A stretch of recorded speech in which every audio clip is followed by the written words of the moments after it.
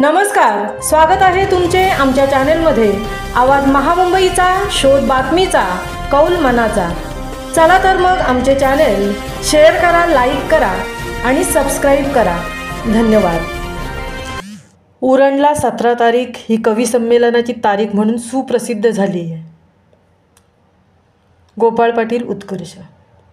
कोकण मराठी साहित्य परिषद शाखा उरणची प्रत्येक महिन्याची 17 तारीख ही मधुबन कट्टा कवी संमेलन म्हणून प्रत्येक उरणकरांना सुपरिचित म्हणून संस्काराचं मुख्य स्थान आहे असे मला नेहमी वाटत आले आहे, असे विचार उत्कर्षचे अध्यक्ष गोपाळ पाटील यांनी मांडले आणि कोकण मराठी साहित्य परिषद मधुबन कट्ट्याचे अभिनंदन केले।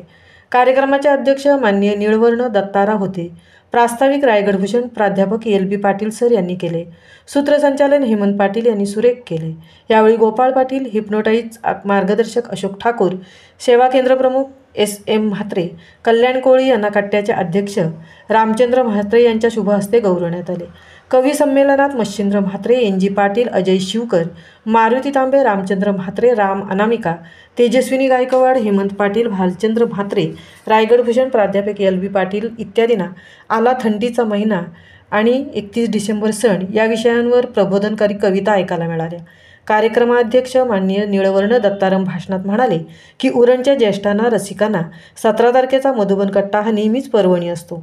यावेळी चंद्रकांत मुकादम, सूर्यकांत दांडेकर, प्राध्यापक शिंदे सर, रमाकांत म्हात्रे, देवदत्त सूर्यवंशी, देवचंद कोळी, BS वैशंपायन, GK वासनिक, राधा बीड, भुवनेश पाटील, सुरेश भोईर इत्यादी प्रमुख उपस्थिती होती। मका म्हात्रे यांनी आभार मानले। आवाज महामुंबईचा चॅनेलसाठी मिलिंद खारपाटीलसह तृप्ती भोईर, उरण।